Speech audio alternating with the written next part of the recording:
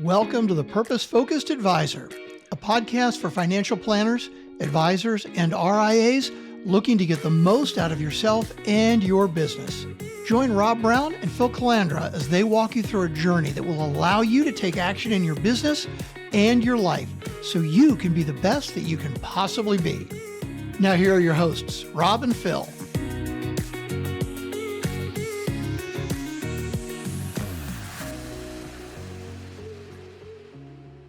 Okay, welcome everybody to the Purpose Focused Advisor. Rob Brown here, along with my co-host Phil Calandra, and our special guest Steve Taylor from Merited Wealth down in Miami, Florida. Steve, welcome to the podcast. Thanks, guys. Excited to be here. Yeah, so let's dig right in, Steve. When I first met you, I think the first question that I asked you was about the name of your RIA, Merited Wealth. I really like that term, merited, and maybe just give us a little bit of background of how you came up with that name and what that means to you as you drive your business.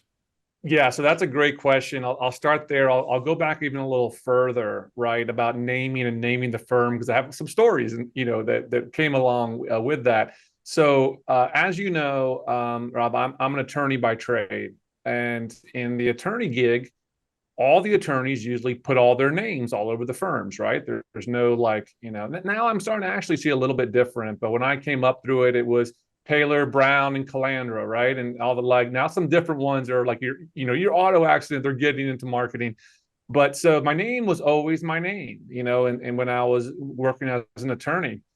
When I went out into this business, I started creating my name. I wanted to make something. The first name was, I want my name to indicate kind of who I am, what I am, kind of how I do it. So I named my firm Professional Wealth Counsel, right? Because I'm in the wealth business, counsel the attorney. But a company named Wealth Counsel didn't like that. So they asked me to change. And then I became Stephen A. Taylor Wealth Management, right? Which we'll see a lot in our industry. And, the idea was I want to grow. I want to go beyond that. I wanted to become more than just me. So I went on this effort to try to create this new name and who am I and how does it reflect on us? And really who we like to work with. We don't work, really mostly with retirees. We have some retirees, of course, but we don't. We work with those that are still accumulating, professionals, entrepreneurs, all the like that are working hard for their dollars. And so the concept of merited wealth is that it's merited, not necessarily inherited, right? And that doesn't necessarily mean there's anything, wrong, to say that inherited, there might be an issue with that, but just saying that you work for it, you don't take it for granted, you're out there working, trying to be a part of the process and grow your wealth. And that's really how the name came about. Yeah, that's awesome. That's I like that, Steve, because what you said, working with professionals, entrepreneurs, there are two types of people. There's high earners, and then there's those that become high net worth. And when you earn it in the capacity that you stated, as an entrepreneur, as a business owner, as a professional, that takes a different kind of approach. It takes a different type of work when you're working on behalf of those types of clients, right? As opposed to a retiree or somebody that maybe inherited. So when you went that direction, I'd like your perspective on how you came to differentiate yourself as an attorney and as a wealth manager, because that's such a unique sweet spot. What did you have to kind of think? Did you have to retool yourself coming from the University of Florida Law School? Yeah. So that's a great question. So my old history, even before I was really practicing law, I tried one swing at financial advising and trying to be the advisor and the attorney, and it was great that first effort, but I focused on the law.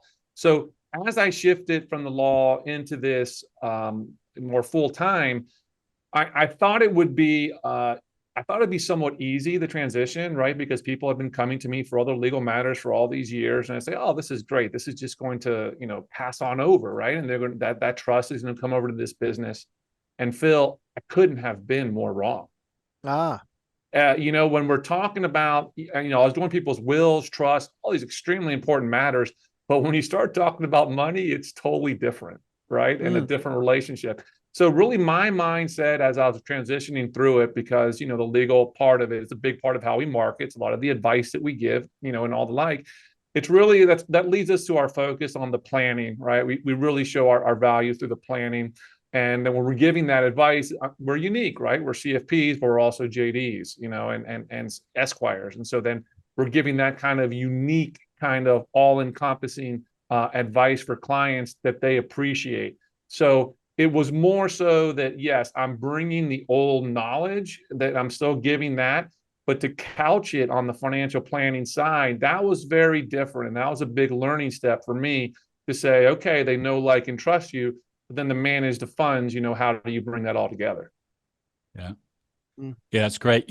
What that brings to mind, Steve, is, as I speak with advisors all the time, one of the things that they're constantly saying is, I am so tired of giving referrals to attorneys, and that attorneys never give anything back to me. It's a one-way street.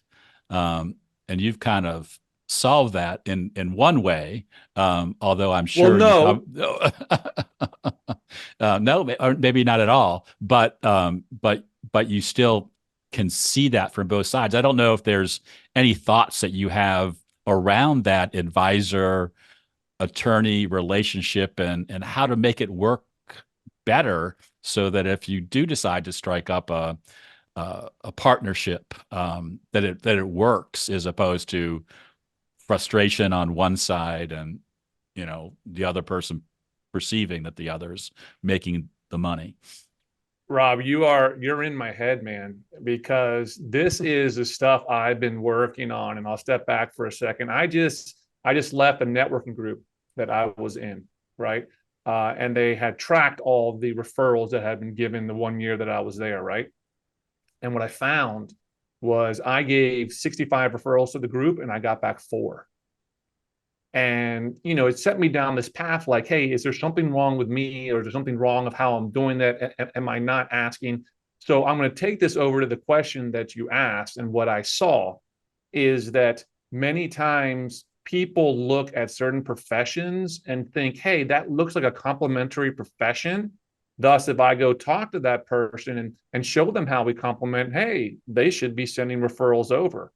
And it's really not. And it's all about the person. It's all about that other attorney. And what made me unique when I was a estate planning attorney, everyone, financial advisors, everyone loved to work with me because I handed out a lot of referrals. But that was just who I was. It wasn't because I was a estate planning attorney. So to answer your question, I'd say that when you're looking to create that referral relationship with whoever it is, make sure that's someone that sees a value in giving those referrals, and kind of institute a process. That's what we're starting to do now. Institute a process that before you give them 10 referrals, to let them know, hey, we expect something back, and to let them know, hey, why aren't you sending it back? And you might be surprised, because many of them aren't able to. Because remember, a lot of the attorneys and a lot of these people, they're being referred in. If they're not the ones driving and doing the marketing and getting those clients, they're not going to be able to refer to you, because that's not their client. Right. Yeah, you bring up a really interesting point, Steve. And I've seen this over 20 years working with clients. When the attorney or the CPA is referred in, typically they don't have the same, maybe it's marketing mindset or growth mindset. That's why a lot of CPAs and attorneys don't have growing firms, frankly. They're waiting for the big box RIA or wirehouse to send them clients, as opposed to a wealth manager like yourself, podcasting, growing a firm.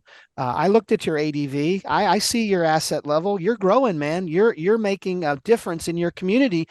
And I dare say a lot of attorneys, a lot of CPAs don't have that same mindset, that same business acumen, perhaps.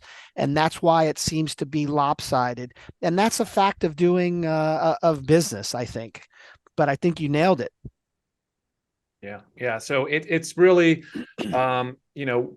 when I came out of this and after that analysis, I've been doing this for years. This is not the first group I joined, and I've seen it's all been going so much because there's this concept, right? If you give, it will come back, right? And to benefit them, and they'll see it and give it back to you. But man, so many people are not like that, right? And they think they Yeah. just see they see that they see the one-way street, and I'll get on my soapbox. I say, oh, but you're going to send over to me, and I'm going to do a good job, and you're not going to have to worry about an unhappy client. So that's a service I'm giving back. No, that's table stakes, right? That's what I'm assuming you're going to do, right? It's so much more than this. You need to, yeah, take it, be thankful, but then show your appreciation somehow. Connect me with somebody you think that might benefit my business, but don't just take, and give nothing back. Right. Yeah. And I think having that open conversation and setting expectations, as you said earlier, is really important, because if that's really your table stakes for growing your business is the right kind of introductions from the right people, then you need to be very straightforward about what it is you're looking for and why, and in that demonstrate your value, because that value will come through and makes the introduction easier. But let's change the direction of the conversation here a little bit. Steve, as Phil said, you've obviously built a very strong business that you're proud of. What's been that? What do you think is the blueprint for that success? What's if you could kind of nail that down to one, two, three core things, what would they be? Yeah. So, I look back and I think about it, right? I've been back in this business focusing on it about 10 years now. And it was tough, right? Because I had a successful business before and moving over to here. And so when I came over into this business, I thought I knew what I was doing, Rob. I didn't, right? I got involved in different trade organizations like FPA. All I knew was the, independent broker dealer channel. I didn't know anything about RIAs or all these other channels, right? So the first thing I did was I really had to immerse and educate myself in the business, because I didn't know. I didn't know, and that's kind of my knowledge, to go through that. So the first couple of years were slow as I was, trying to rebrand myself, as I said before to Phil, that people saw they saw I fit the box as the attorney. I had to completely rebrand and say I'm in a different box, and I had to build an entire new network, right? So I'll say that's number one. What I realized right away, Rob, that because I was a changer, a career changer, that I needed to rebuild all my networks, because people saw me as the attorney. To this day, I get calls as an attorney, right? And doing that, I went back to people I had long time relationships with, and to kind of have them look at me differently. And then also as I grew and as I started figuring out, because I did not know what I didn't know, and going through it, that there's a tendency to see in our business, especially, even when you're independent broker dealer, wherever you might be, there's so many options, so many tools, so many things to use. And you'll kind of, going through those and changing that too often, that's a growth killer. So, about halfway through this, I said, okay, listen, I need to just simplify this as much as I possibly can and just focus on growing the clients. And when I did that and said, okay, all these softwares are good, they're good enough. I'll make do. Or if there's something in my wheelhouse, my tech stack that I can't do, then you know what? I'm not going to say that I do that, right? And then just focus on that and keeping it simple. And that was really the main driver of growth, is simplifying that process.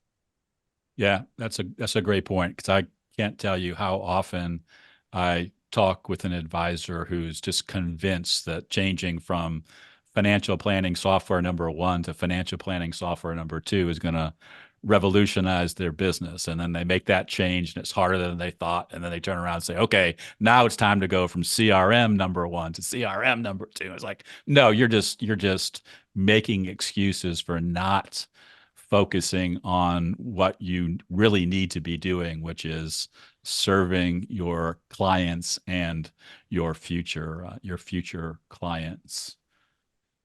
Yeah. So what's your when you talk about your business to maybe somebody who you're just meeting for the first time, um, that is considering hiring you, bringing you on board, how do you explain your process and help them understand, kind of the difference in the purpose behind what you do?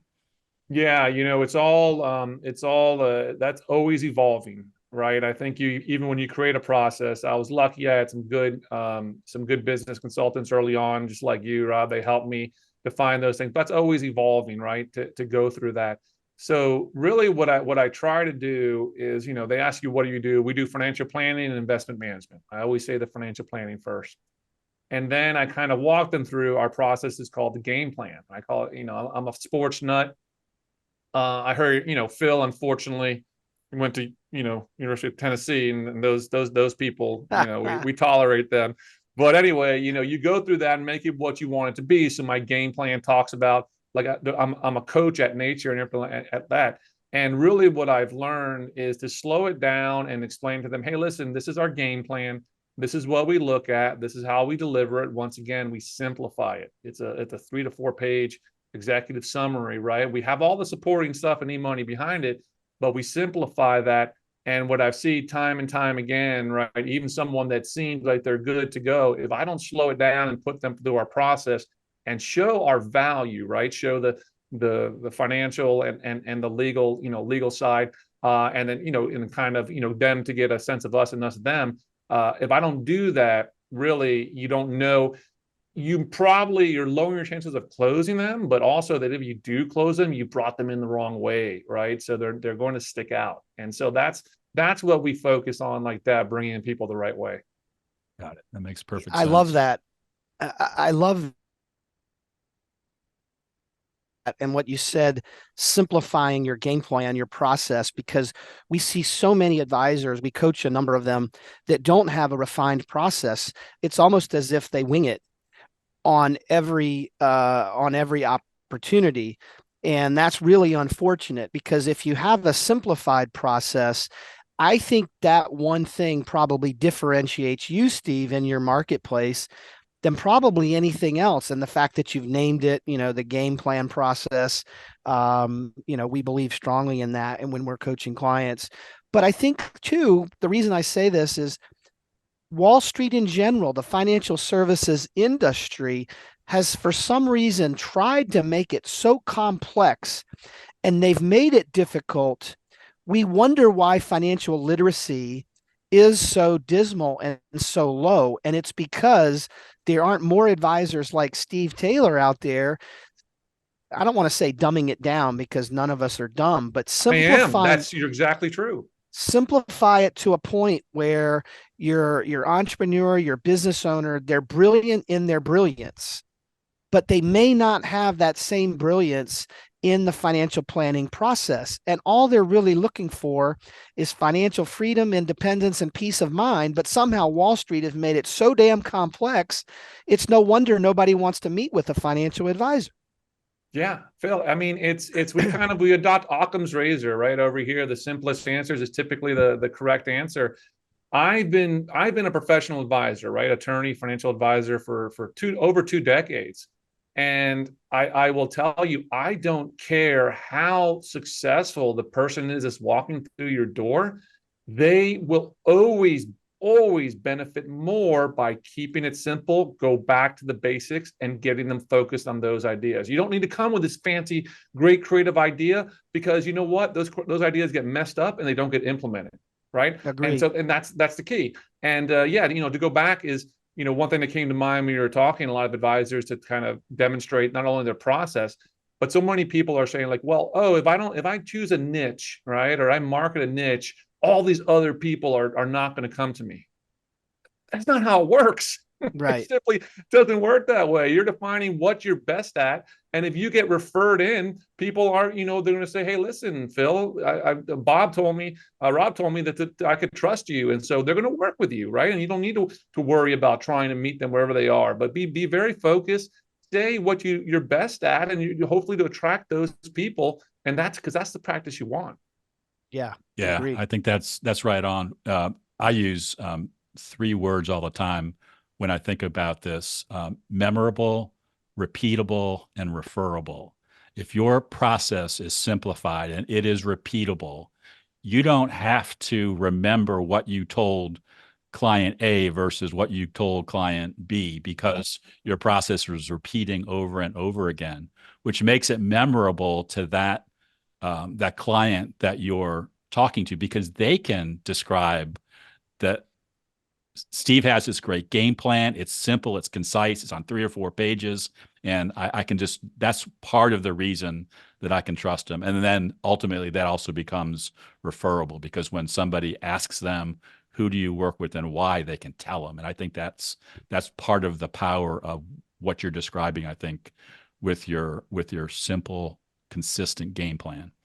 Yeah, and I talk with my associate advisor all the time about this as we go through this game plan. And for everyone listening out there, right, when you're creating this executive summary, right? Once again, it's an executive summary backed up with, we have e-money for all the in-depth they want to go to. But we go through, a lot of your clients, there's going to be like 4 or 5 different strategies that are just, valuable, right? Whether you talk about a Roth conversion or some kind of other retirement strategy, or something that, you know what? Leave that as a default in every plan, because that's valuable. Remember, just because you know it, like at the back of your hand, doesn't mean the client knows it. And then you just kind of fill in the specifics over that, so it doesn't have to be that hard. I think, for me, and there was times when I was early in my career, I felt guilty because, I wasn't putting that much time into whether this game plan or whether doing an estate plan for clients.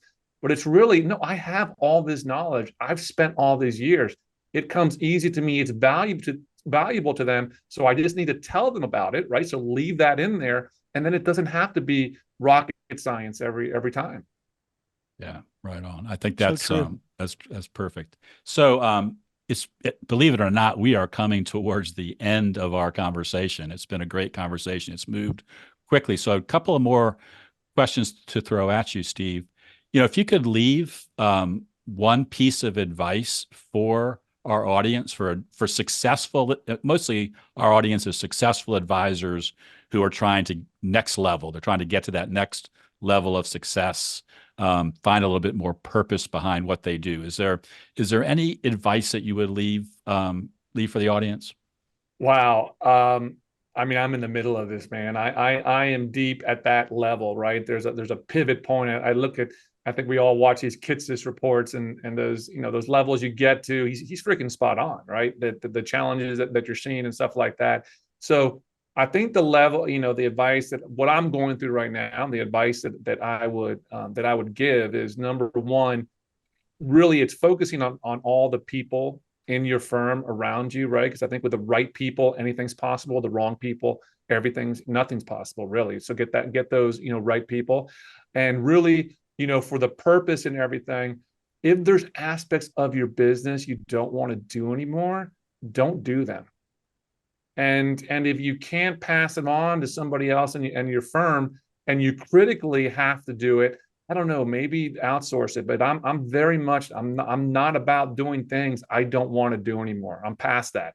That's going to make me want to leave the business, right? So, really focus on that. And whether your goal is to do your own RIA, or maybe to do a merger, or whatever it might be, if you keep those things focused, people first, only doing exactly what you want to do, and accept that it's changed, right? It's changed than what it was 10 years ago or 5 years ago. Focus on that. It's going to kind of show you the path, I think, that you need to go down. Yeah, that's great advice, because one of the core tenets of our work is we want our clients to actually build businesses that can run without them. And I think that mirrors what you're saying. It's not to say you want to build this business so you can go out and play golf all day long, but you want to build a business that doesn't depend on you, which starts by doing what you just said, finding ways to give to other people on your team, or to outsource those things that you don't want to do, because you're going to be at your best, and your firm is going to be at its best when you're operating at your level of highest value. And I Can I give you a little something I did a couple of weeks ago? Not only with my firm, but with my wife. Sure. Yeah, I woke up on Monday morning and I died. I'm dead. Okay, what happens now? Where do you go? What do you do? My wife, can you find our accounts? Can you do this? Our staff, what can you do? Right. And I was very happy with how everybody performed. But that was a great technique, right? Because we talk about it in theory, but do it, die, Yeah. Yeah. and see what happens. Yeah. No, That's a great exercise. I'm sure that was Yeah. enlightening for everybody. Yeah. It's funny you say that, because if you looked at my to-do list right now, it's not the die question, but it is having that conversation with my wife about where things are and what she would need to do, because we take it for granted, and it's a great exercise. So I'm glad you shared that. And so the last thing, Steve, is most of the folks listening to this podcast are going to be financial professionals, but there will be some other entrepreneurs and folks that listen in, or maybe advisors that don't work in your area and would like to be able to refer out. So what's the best way for somebody to get in touch with you?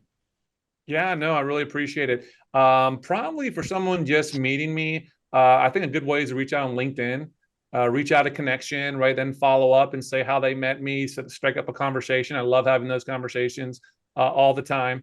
Just let me know you're not a wholesaler. Right? So, because all that goes. And that's probably better. Or second would be email. But that's really Okay. the best way. And then we get to, see about each other. Like Phil said, he looked me up. Because I'm an RIA, right? It's all transparent. But if someone's in a different model, I have to go through their LinkedIn and research them that way.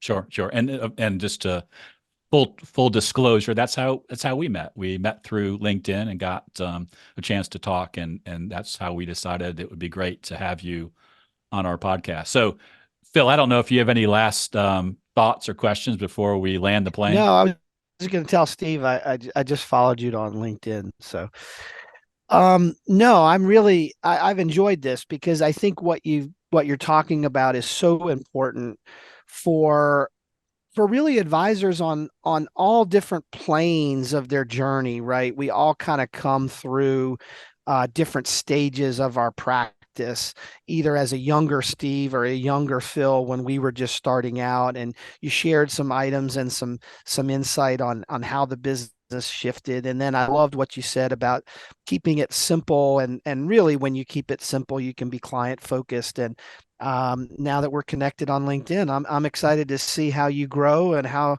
you build down there in beautiful South Florida. And if you ever come back up to Atlanta, look me up.